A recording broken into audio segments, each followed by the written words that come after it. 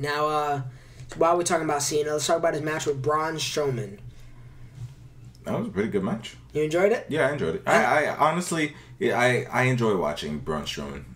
Strowman, I think he's phenomenal. Yeah, he's phenomenal. And, I'm really hoping he does beat Brock Lesnar at No Mercy. Do you actually think it's going to happen, though? I don't know.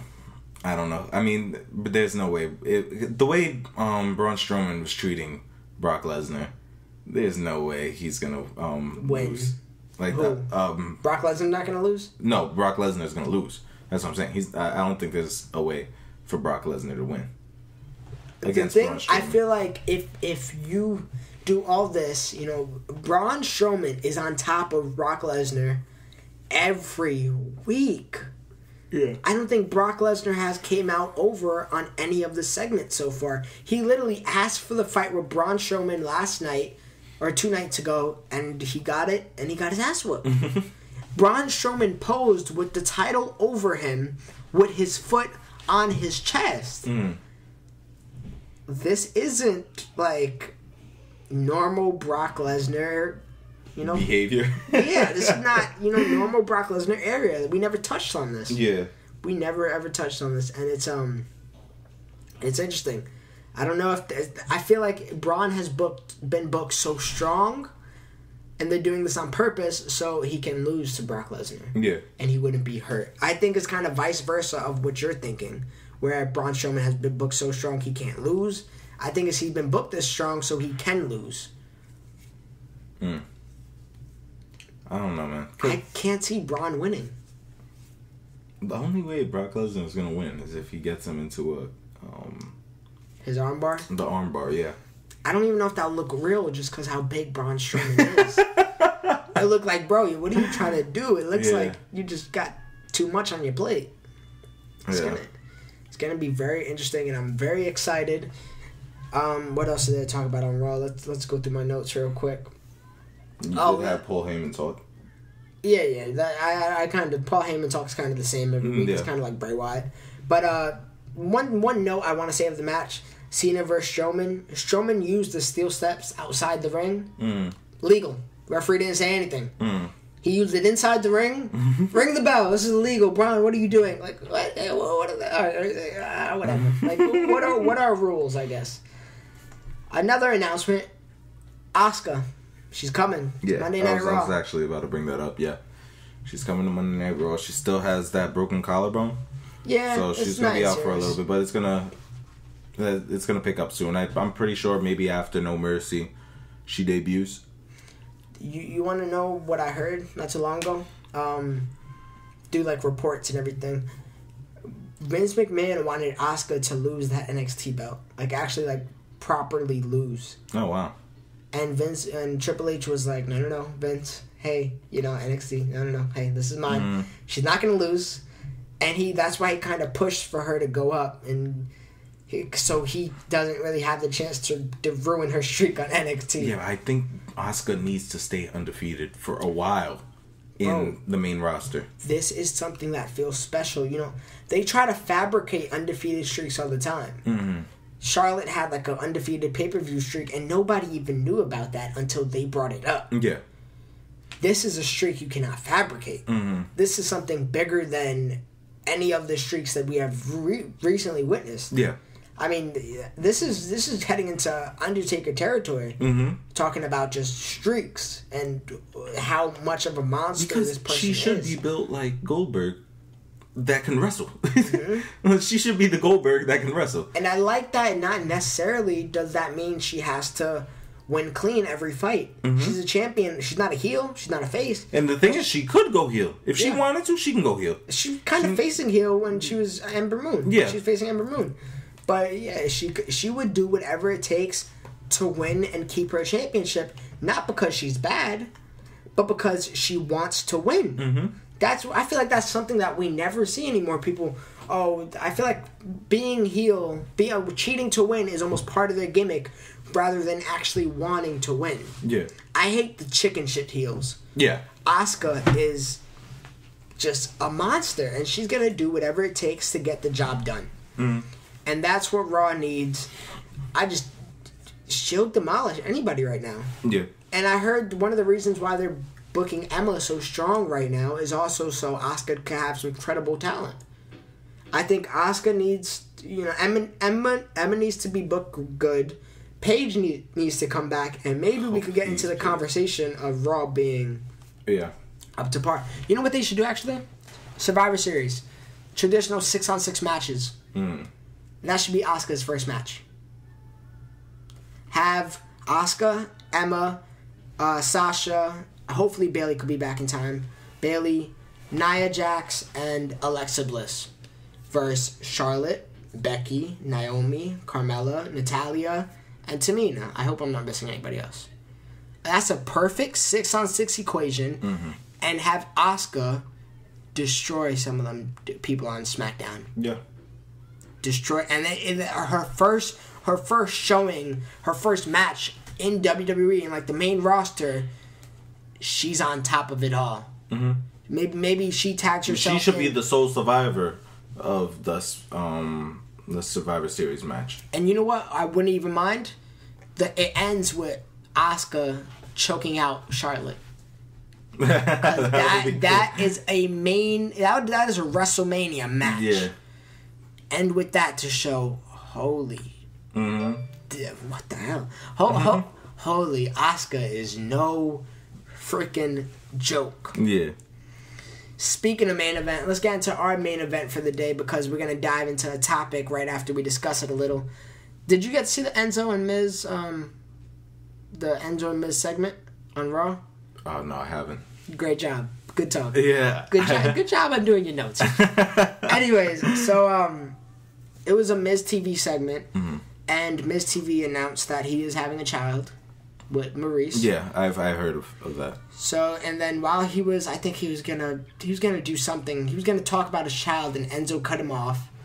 Did his whole shtick. He got on the show, and Miz completely went bonkers because, now this is talking about his son, it's talking about his family and everything. Now it's it's always deeper when you get into that territory of ideas. But Miz went crazy. He was like, this is why people don't like you backstage. This is why you're getting kicked off of tour buses. I used to be you. I used to be that guy that people hated, this and that. And I am me. I am the Miz. Nobody likes me, and they still like me more than you. I am still invited in tour buses. He completely ripped him a new asshole. Oh, man. Or casshole. Whatever you want to call it. But he completely... I love this realism that these promos have been showing on everybody. John Cena, Roman Reigns, this right here, Kevin Owens, to Shane McMahon. All these promos, the writing staff of WWE, as much bullshit as they write, I have to credit them when it's due because they've been on a winning streak. Yeah. They've been on an absolute winning streak with these promos. And this is what I want to get into. Who are the best talkers in WWE? Or not even that. Who is better than The Miz? Oh. Currently. You got John Cena. Is he better than The Miz? John Cena is the best talker in the WWE Is he better than The Miz? He is better than The Miz. Do you remember The Miz versus John Cena segments? Yes. And do you remember how funny the Total Bella bullshit was? Yeah, no, I understand that. But I still think John Cena is way better than The Miz. I disagree. And by a landslide, John Cena is... He's the best talker in the WWE. Damn, you think that? I think that 100%. I love The Miz. I love The Miz. Paul Heyman. Paul Heyman... See, the thing with Paul Heyman, he can sell a fight. Yeah. He can sell... he can sell a fight, even if it's dirt versus dirt, he will still sell a decent fight. But John Cena walks into the arena and makes it seem big. You know what John Cena has working for him every time? He could cut that goody two-shoes promo every time. And it still works. And it's like, yeah, he's spitting facts. I don't know what to do. Like, there's no reason I'm clapping, but my hands are clear. They're moving, they're clapping. Yeah. I don't know what's happening. Yeah. Another person that may be able to beat The Miz in a promo-to-promo thing, maybe it is Kevin Owens. Kevin Owens is a great talker. I feel like we haven't got to see his full potential. Yeah, exactly. Yeah.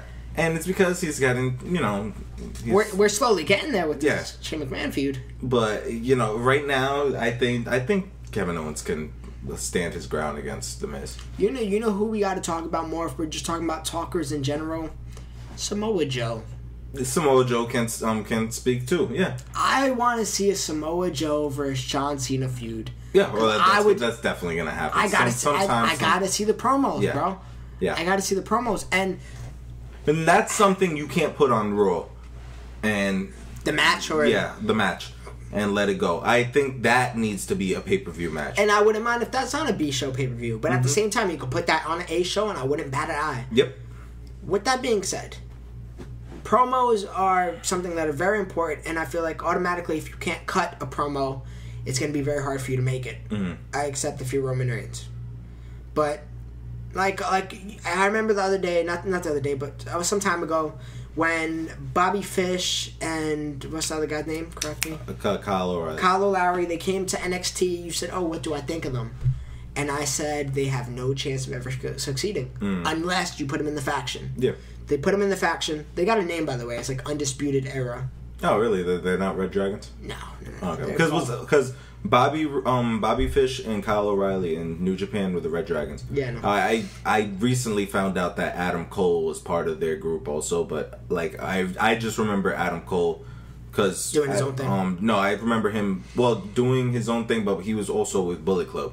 Okay. Yeah, so I remember him as the Bullet Club guy, and he used to be with the Young Bucks even before he was in the Bullet Club. I think it was Mount Rushmore 2.0, because that's before. That's after Roderick Strong left. So that's what I remember Adam Cole with. I did not remember him with Bobby Fish and Kyle O'Reilly. And Kyle O'Reilly, he is a phenomenal singles competitor.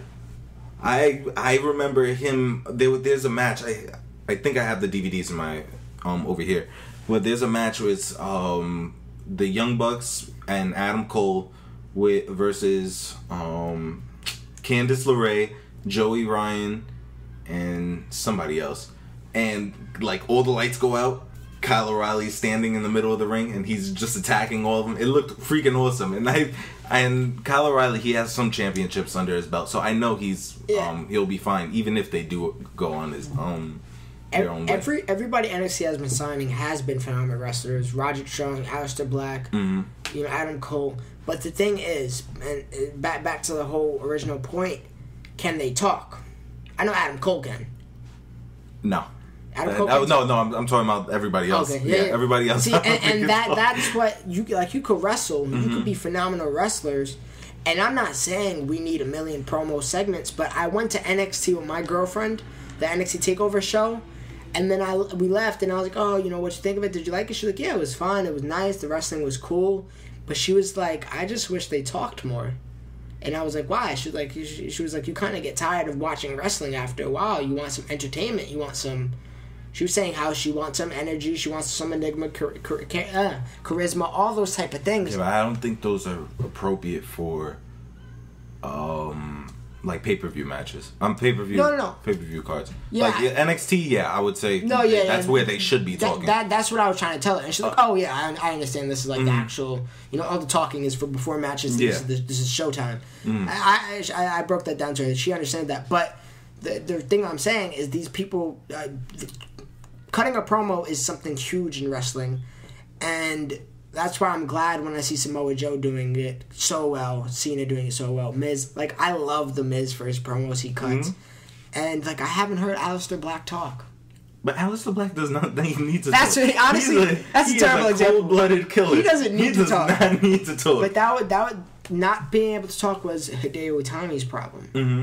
It's it was going to be Roderick Strong's problem until he kind of showing some energy in the Bobby Roode feud. But Drew McIntyre, that's what kind of turns me off about him.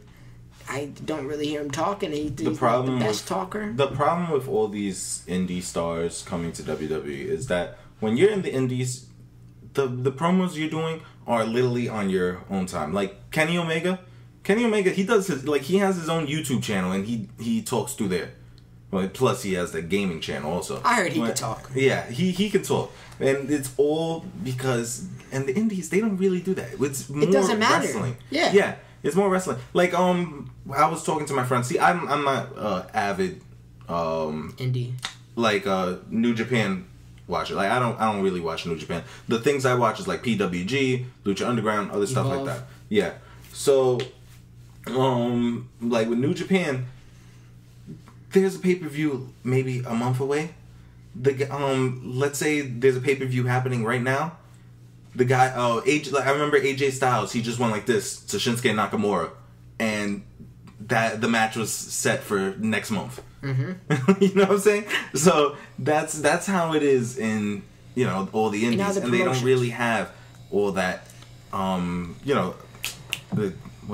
experience in talking. So now, with all this being said, the fact that you have to, the art of promos is it's something that needs to be focused on, and it's obviously something that it's not by any chance is overlooked, because if Vince McMahon sees you can cut a promo, bingo, you're gold. Yeah. Your wrestling skill comes second.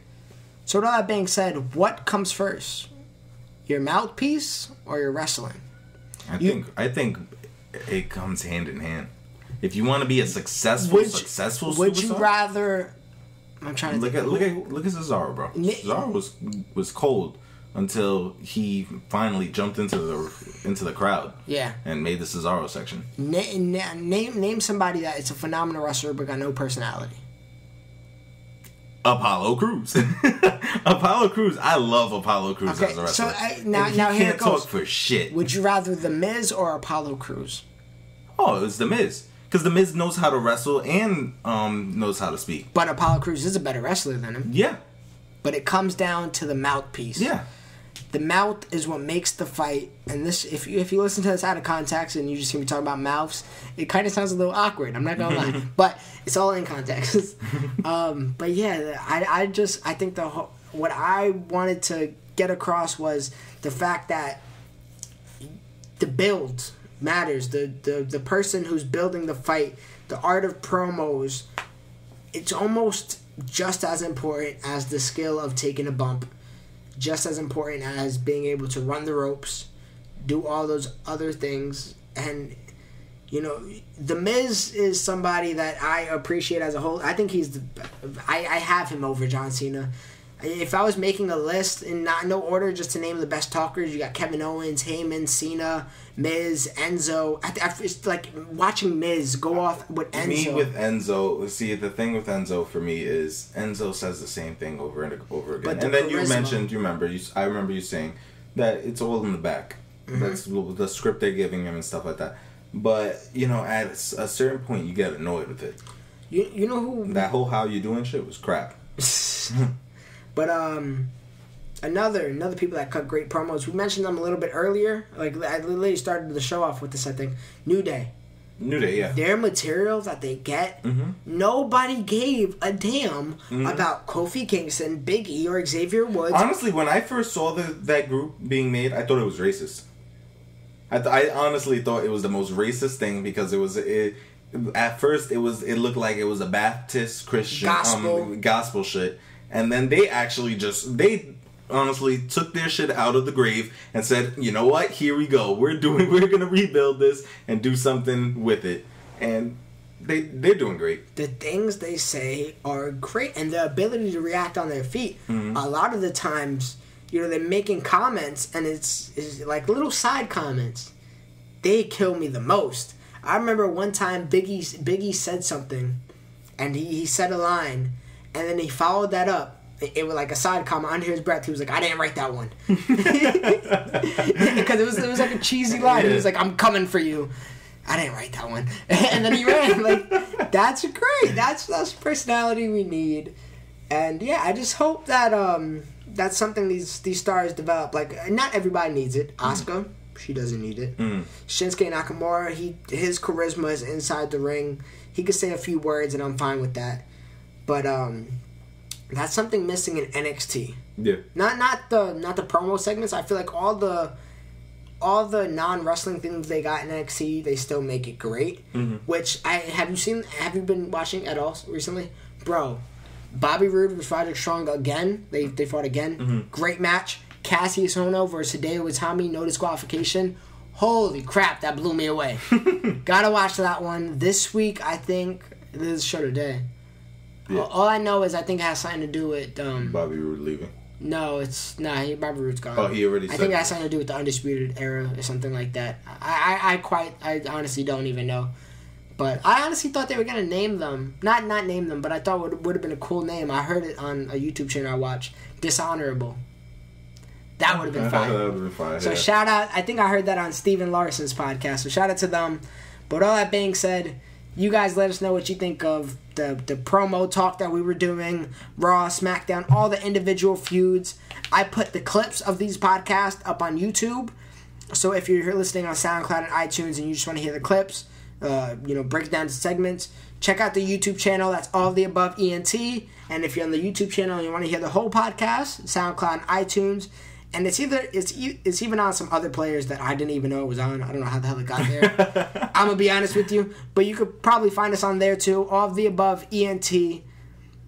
Thank you for being here, AJ. I mean... No problem. I'm looking forward to continuing this. Ain't no escaping now. Yeah. You stuck in the Brock Lock forever, bro. Yeah. But, your birthday is tomorrow. So everybody, wish him happy birthday down in the comments. I'll probably get this up tomorrow. So it will be your birthday. Yeah. So we're going to go celebrate by watching It and eating Popeyes. I already saw It. Hilarious. Go watch that too. With all that being said, guys, thank you for listening. And like, comment, share, subscribe, all that good stuff. I hate having to repeat that. I sound like a freaking walking plug. But, while I'm plugging, NBA 2K18 videos coming out this Friday when it drops. Very excited. Gosh. It's going to be so beautiful. Yes. It's going to be beautiful. And WWE 2K18 videos coming as soon as the game drops, whenever the hell that happens. Yeah. Thank you guys for watching. Appreciate you.